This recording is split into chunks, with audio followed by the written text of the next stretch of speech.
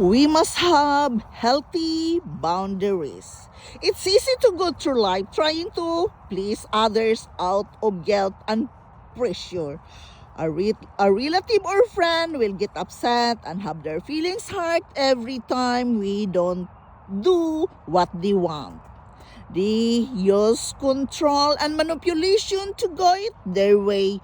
They expected us to perform, to be there every time they call, to make sure they're taken care of. They try to make you feel guilty, as though it's your job to keep them fixed, happy, encouraged, and entertained.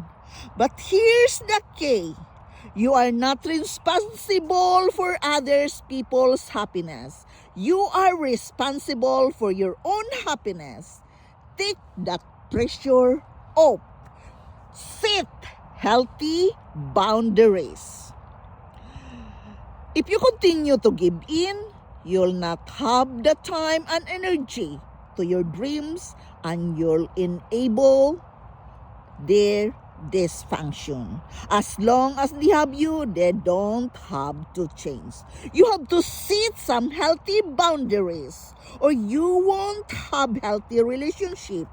You have to be strong enough to say, I refuse to be manipulated by others into trying to meet their demands and fix them. I am not responsible for their happiness. That is very important to acknowledge.